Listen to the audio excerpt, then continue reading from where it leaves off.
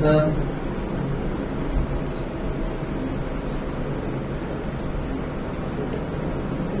الحمد لله رب العالمين الرحمن الرحيم مالك يوم الدين إياك نعبد وإياك نستعين اهدنا الصراط المستقيم صراط الذين أنعمت عليهم غير المغضوب عليهم ولا الضالين.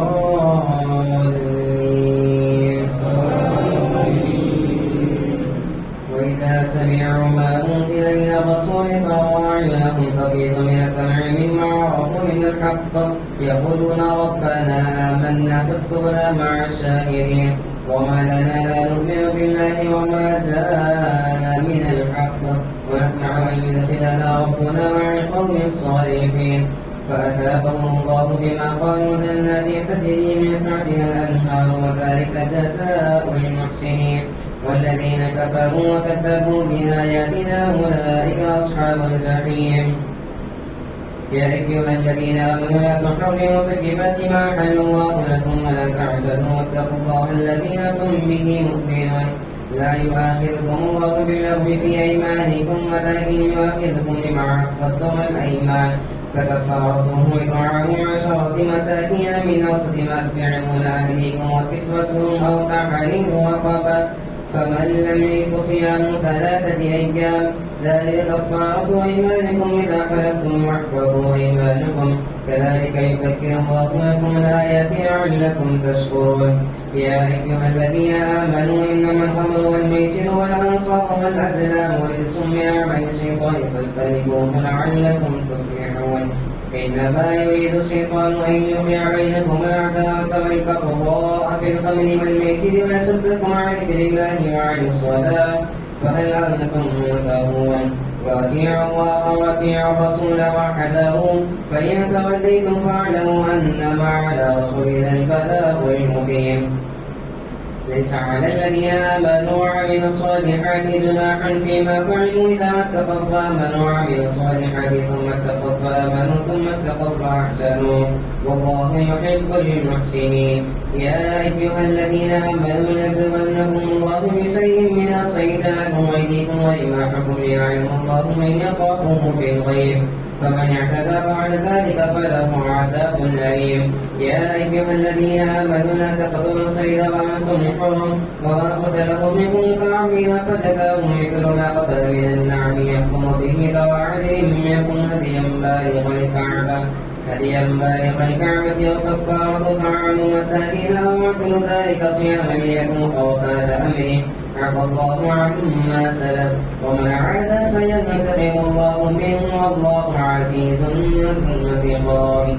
وحل لكم صيد البحر وطعامه متاعا لكم وللسيارة وحرم عليكم صيد البر ما دمتم حرما واتقوا الله الذي إليه تحشرون. جعل الله الكعبة البيت الحرام قياما للناس والشهر الحرام والهدي والقلائد ذلك لتعلموا أن الله يعلم ما في السماوات وما في الأرض وأن الله بكل شيء عليم.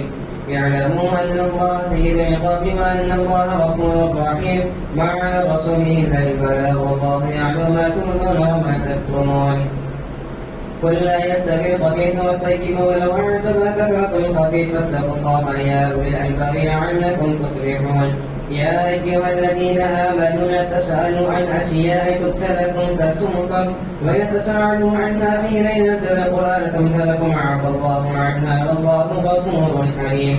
قد سألها قوم من قبلكم ثم أصبحوا بها كافرين.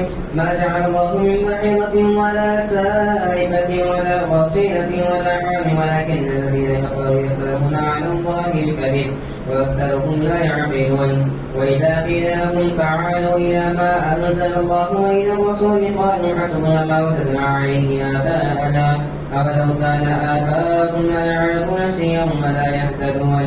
يا أيها الذين آمنوا عليكم أنفسكم لا يضركم ما ضل إذا اهتديتم إلى الله مرجعكم فينبئكم بما كنتم تعملون. يا أيها الذين آمنوا شهادة بينكم إذا حضر أحدكم الموت حين الوصية اثنان ذوى عدل منكم أو عدل منكم أو آخران من غيركم إن أنتم ضربتم في الأرض فأصابتكم مصيبة الموت فحبسونهما من بعد الصلاة فيقسمان بالله إن حكمتم لا نشتري به ثمنا ولو كان ذا قربى ولا نكتم شهادة الله إنا إذا لمن الآثمين. فإن عثر على أنهما استحقا إثما فآخران يقومان مقامهما من الذين استحق عليهم الأوليان فيقسمان بالله لشهادتنا أحق من شهادتهما مع كذبنا إنا إذا لمن الظالمين. ذلك أدنى أن يأتوا بالشهادة على وجهها أو يخافوا أن ترد أيمان بعد أيمانهم واتقوا الله واسمعوا والله لا يهدي القوم الفاسقين. يوم يسمع الله الرسل فيقول ماذا أجبتم قالوا لا علم لنا إنك أنت علام الغيوب. وإذ قال الله يا عيسى ابن مريم اذكر نعمتي عليك وعلى والدتك إذ أيدتك بروح القدس تكلم الناس في المهد وكهلا وإذ علمتك الكتاب والحكمة والتوراة والإنجيل وإذ تخلق من الطير كخيط الطير بإذني فأنفخ فيها فتكون طيرا بإذني وأكرم الأكمه والأبرص بإذني وإذ تخرج الموتى بإذني وإذ كففت بني إسرائيل عنك إذ جئتهم بالبينات فقال الذين كفروا منهم إن هذا إلا سحر مبين. وإذ أوحيت إلى الحواريين أن آمنوا بي وبرسولي قالوا آمنا واشهد بأننا مسلمون. إذ قال الحواريون يا عيسى ابن مريم هل يستطيع ربك أن ينزل علينا مائدة من السماء قالوا اتقوا الله إن كنتم مؤمنين. قالوا نريد أن نأكل منها وتطمئن قلوبنا ونعلم أن قد صدقتنا ونكون عليها ونذهب من الشاهدين. قالوا نريد أن نأكل منها وتطمئن قلوبنا ونعلم أن قد صدقتنا ونكون عليها من الشاهدين. قال عيسى ابن مريم اللهم ربنا أنزل علينا مائدة من السماء تكون لنا عيدا لأبينا وآخرنا وآية منك وارزقنا وأنت خير الرازقين. قال الله إني منزلها عليكم فمن يكفر بعد منكم فإني أعذبه عذابا لا أعذبه أحدا من العالمين. وإذ قال الله يا عيسى ابن مريم أأنت قلت للناس اتخذوني وأمي إلهين من دون الله قال سبحانك ما يكون لي أن أقول ما ليس لي بحق إن كنت قلته فقد علمت تعلم ما في نفسي ولا أعلم ما في نفسك إنك أنت علام الغيوب. ما قلت لكم إلا ما أمرتني به أن يعبدوا الله ربي وربكم وكنت عليهم شهيدا ما دمت فيهم فلما توفيتني كنت أنت الرقيب عليهم وأنت على كل شيء شهيد. إن تعذبهم فإنهم عبادك وإن تغفر لهم فإنك أنت العزيز الحكيم. قال الله هذا يوم ينفع الصادقون صدقهم لهم جنات تجري من تحتها الأنهار خالدين فيها أبدا ذلك الفوز العظيم. لله ملك السماوات والأرض وما فيهن وهو على كل شيء قدير. الله أكبر.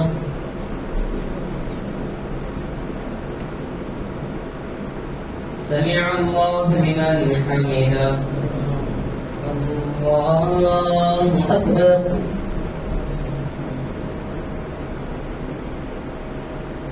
الله أكبر. الله أكبر.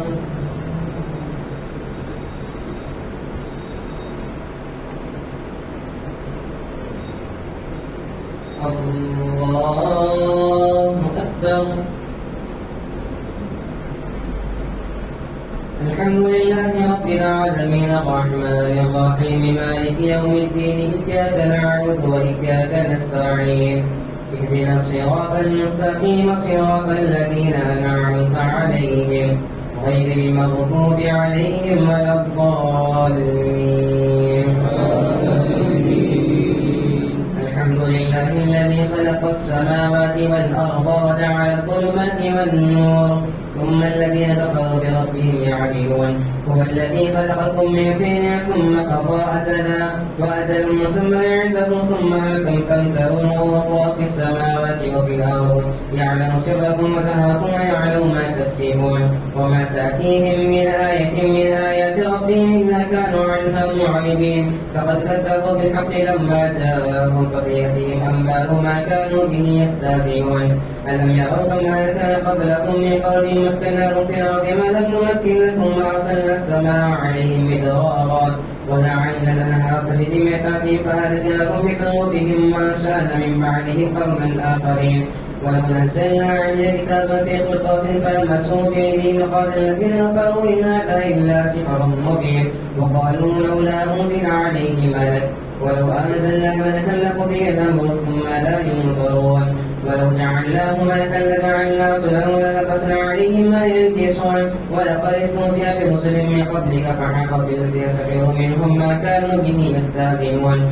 قل سيروا في الأرض ثم انظروا كيف كان عاقبة المجرمين قل لمن ما في السماوات والأرض قل لله كتب على نفسه الرحمة ليجمعنكم إلى يوم القيامة لا ريب فيه الذين خسروا أنفسهم فهم لا يؤمنون وله ما سكن في الليل والنهار وهو السميع العليم قل غير الله يتخذ وليا فاتر السماوات والأرض وهو يطعم ولا يطعم قل إني أمرت أن أكون أول من أسلم ولا تكونن من المشركين قل إني أخاف إن عصيت ربي عذاب يوم عظيم من يصرف عنه يومئذ فقد رحمه وذلك الفوز المبين وإن يمسسك الله بضر فلا كاشف له إلا هو وإن يمسك بخير فهو على كل شيء قدير وهو القائل فوق عباده وهو الحكيم الخبير قل أي شيء أكبر شهادة قل الله شهيد بيني وبينكم وأوحي إليك هذا القرآن لينذركم به ومن بلغ إنكم تشهدون أن مع الله آلهة أخرى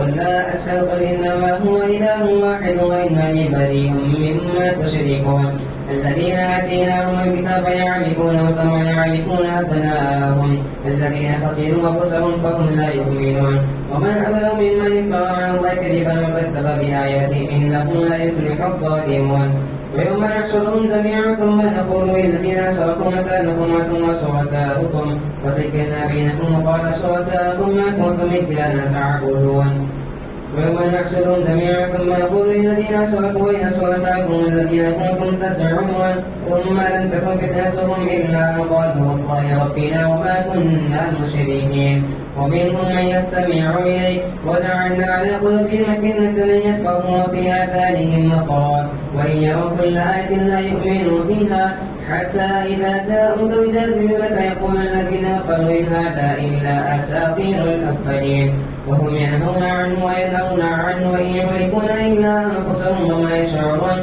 ولو ترى إذ وقفوا على النار فقالوا يا ليتنا نرد ولا نكذب بآيات ربنا ونكون من المؤمنين بل بدا لهم ما كانوا يخفون من قبله ولو ردوا لعادوا لما نهوا عنه وإنهم لكاذبون وقالوا إن هي إلا حياتنا الدنيا نموت ونحيا ما نحن بمبعوثين ولو ترى إذ وقفوا على ربهم قال أليس هذا بالحق قالوا بلى وربنا قال فذوقوا العذاب بما كنتم تكفرون قد خسر الذين كذبوا بلقاء الله حتى إذا جاءتهم الساعة بغتة قالوا يا حسرتنا على ما فرطنا فيها وهم يحملون أوزارهم على ظهورهم ألا ساء ما يزرون وما الحياة الدنيا إلا لعب ولهو وللدار الآخرة خير للذين يتقون أفلا تعقلون قد نعلم إنه ليحزنك الذي يقولون فإنهم لا يكذبونك ولكن الظالمين بآيات الله يجهلون ولقد كذبت رسل من قبلك فصبروا على ما كذبوا وأوذوا حتى أتاهم نصرنا لا مبدل لكلمات الله ولقد جاءك من نبأ المرسلين وإن كان كبر عليك إعراضهم فإن استطعت أن تبتغي نفقا في الأرض وسلما في السماء فتأتيهم بآية ولو شاء الله لجمعهم على الهدى فلا تكونن من الجاهلين إنما يستجيب الذين يسمعون الموتى يبعثهم الله ثم إليه ترجعون وقالوا لولا أنزل عليه آية من ربه قل إن الله قادر على أن ينزل آية ولكن أكثرهم لا يعلمون وما من دابة في الأرض ولا طائر يطير بجناحيه إلا أمم أمثالكم ما فرطنا في الكتاب ثم إلى ربهم يحشرون والذين كذبوا بآياتنا صم وبكم في الظلمات من يشاء الله يضله ومن يشاء يجعله على صراط مستقيم قل أرأيتكم إن أتاكم عذاب الله وتقوم الساعة غير الله تدعون إن كنتم صادقين بل إياه تدعون فيكشف ما تدعون إليه إن شاء وتنسون ما تشركون. الله أكبر.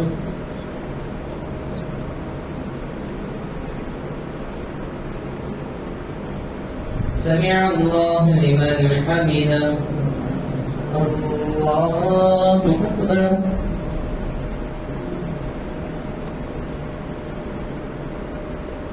الله أكبر. الله أكبر.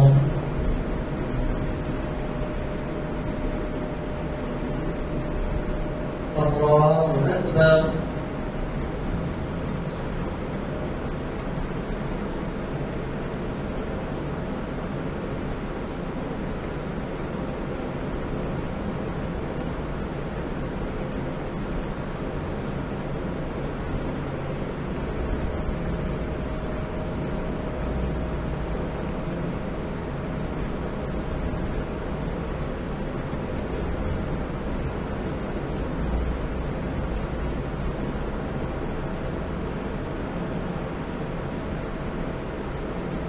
السلام عليكم ورحمة الله.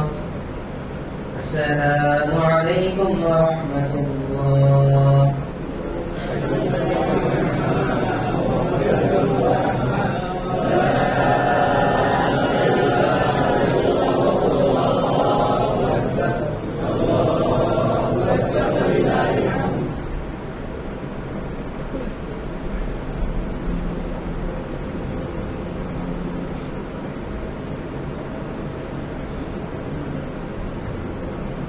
الله أكبر.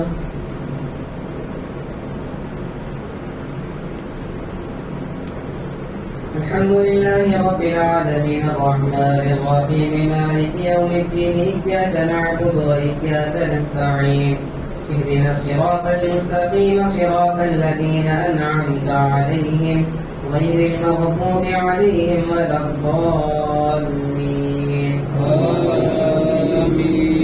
ولقد أرسلنا إلى أمم من قبلك فأخذناهم بالبأساء والضراء لعلهم يتضرعون فلولا إذ جاءهم بأسنا تضرعوا ولكن قست قلوبهم وسكن لهم الشيطان ما كانوا يعملون فلما نسوا ما ذكروا به فتحنا عليهم أبواب كل شيء حتى إذا فرحوا بما أوتوا أخذناهم بغتة فإذا هم مبلسون فقطع دابر القوم الذين ظلموا والحمد لله رب العالمين. قل أرأيت من أخذ الله سمعكم وأبصاركم وختم على قلوبكم من إله غير الله يأتيكم به وانظر كيف نصرف الآيات ثم هم يصدقون. قل أرأيتكم إن أتاكم عذاب الله بغتة أو زهرة هل يهلك إلا القوم الظالمون وما نرسل المرسلين إلا مبشرين ومنذرين فمن آمن وأصلح فلا خوف عليهم ولا هم يحزنون والذين كذبوا بآياتنا يمسهم العذاب بما كانوا يفسقون. قل لا أقول لكم عندي خزائن الله ولا أعلم الغيب ولا أقول لكم إني ملك إن أتبع إلا ما يوحى إليك قل هل يستوي الأعمى والبصير فلا تفكرون. وأنذر به الذين يخافون أن يحشروا إلى ربهم ليس لهم من دونه ولي ولا شفيع لعلهم يتذكرون.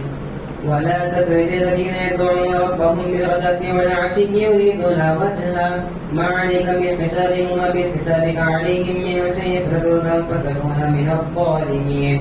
وكذلك فتنا بعضهم ببعض ليقولوا هؤلاء من الله عليهم من بيننا أليس الله بأعلم بالشاكرين.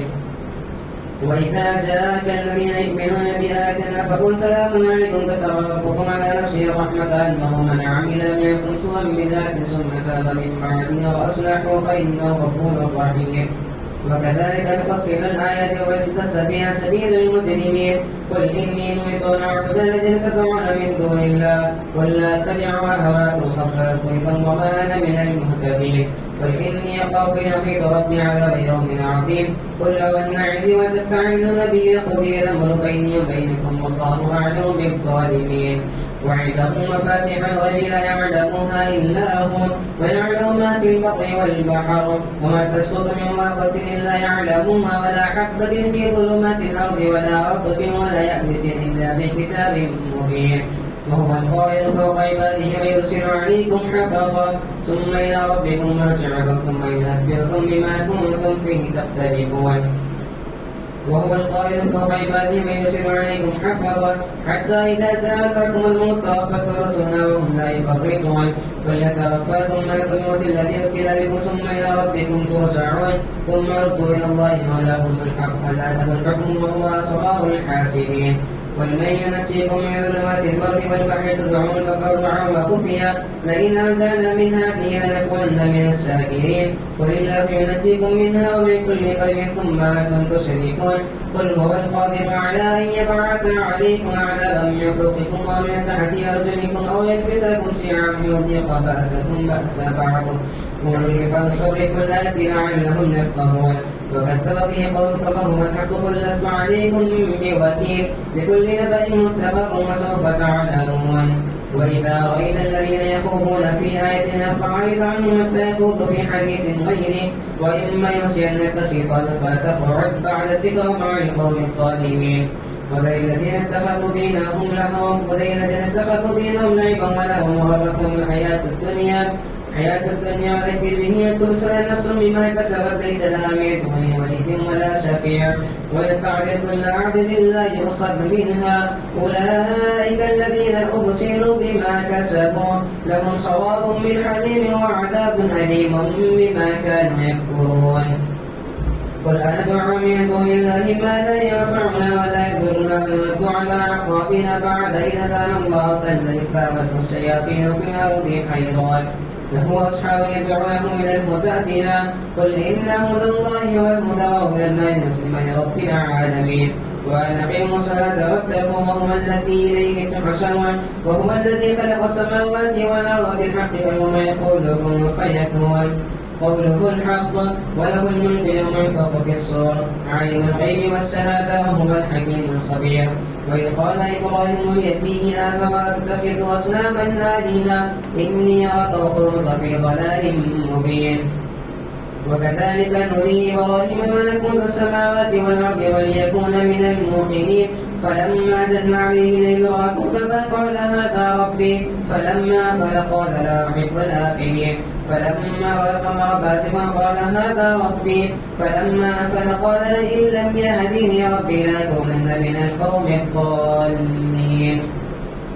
فلما رأى الشمس بازغة قال هذا ربي هذا أكبر فلما أفلت قال يا قوم إني بريء مما تشركون إني وجهت وجهي للذي فطر السماوات والأرض حنيفا وما أنا من المشركين. وحاجه قومه قال تحاجوني في الله وقد هدان ولا أخاف ما تشركون به إلا أن يشاء ربي شيئا وسع ربي كل شيء علما أفلا تتذكرون. وكيف أخاف ما أشركتم ولا تخافون أنكم أشركتم بالله ما لم ينزل به عليكم سلطانا فأكل الفريقين حق بالأمن إن كنتم تعلمون. الذين آمنوا ولم يلبسوا إيمانهم بظلم أولئك لهم الأمن وهم مهتدون. وتلك حجتنا آتيناها إبراهيم على قومه نرفع درجات من نشاء إن ربك عليم حكيم. الله أكبر.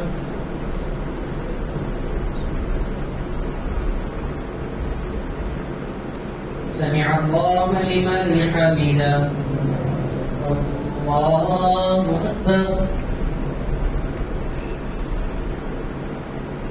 الله أكبر. الله أكبر.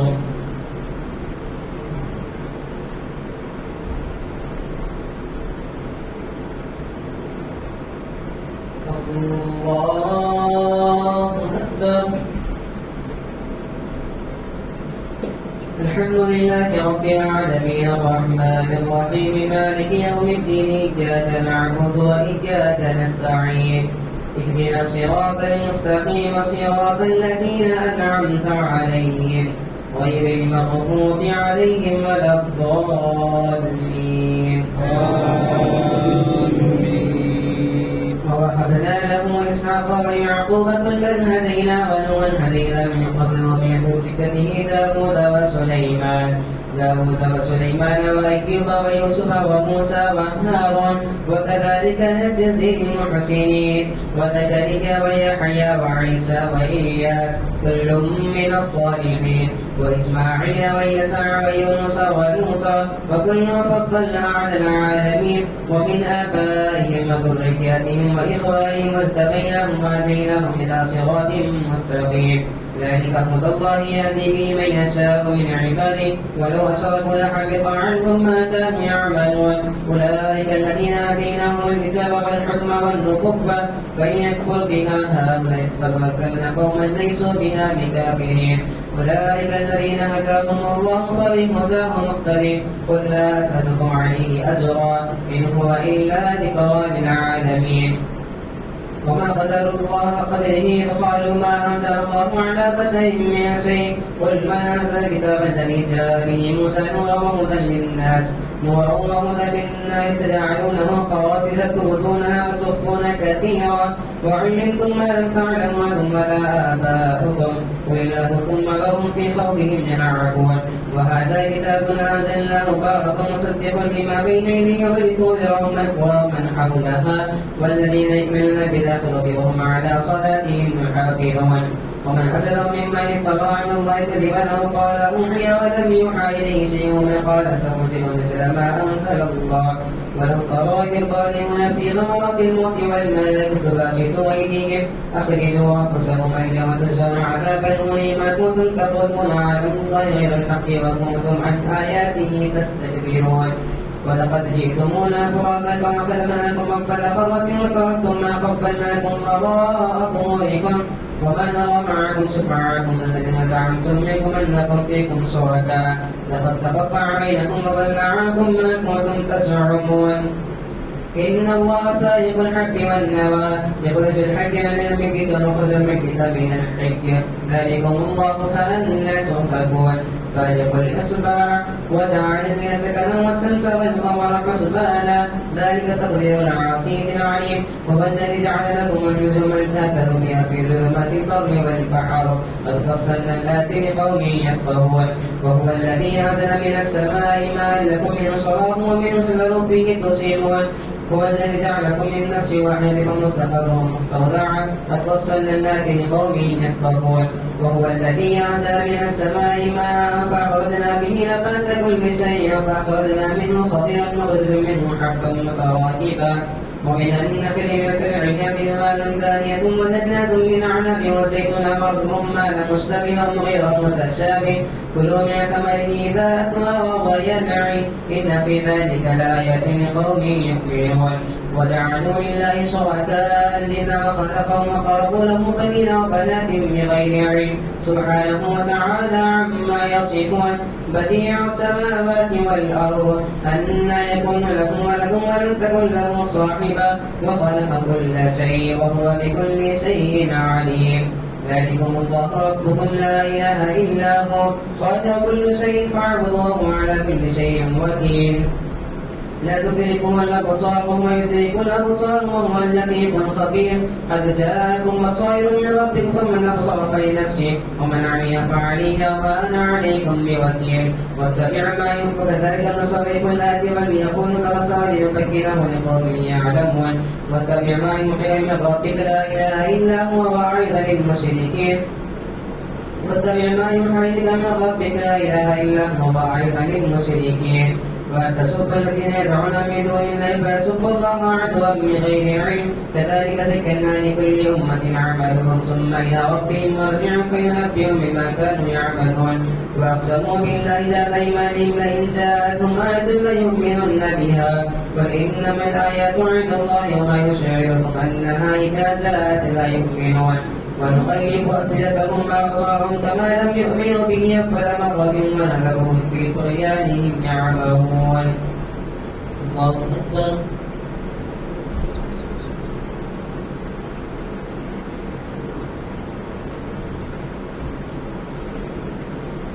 سمع الله لمن حمده الله أكبر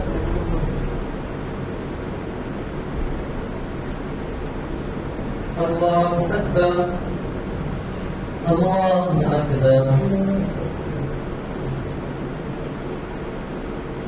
الله أكبر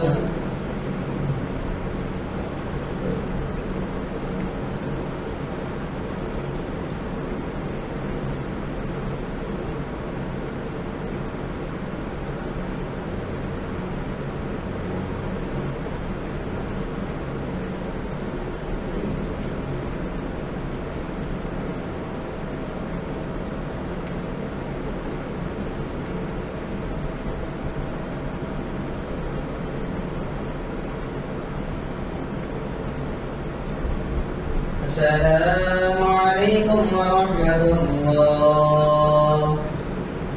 السلام عليكم ورحمة الله.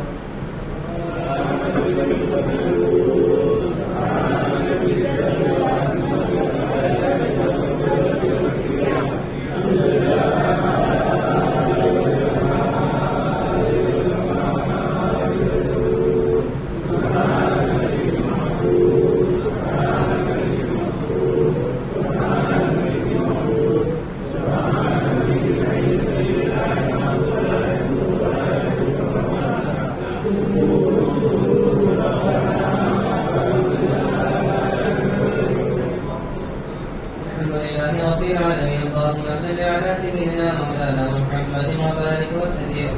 ربنا آتنا في الدنيا حسنة وفي الآخرة حسنة وقنا عذاب النار. اللهم أعنا على ذكرك وشكرك وحسن عبادتك برحمتك يا أرحم الراحمين والحمد لله رب العالمين.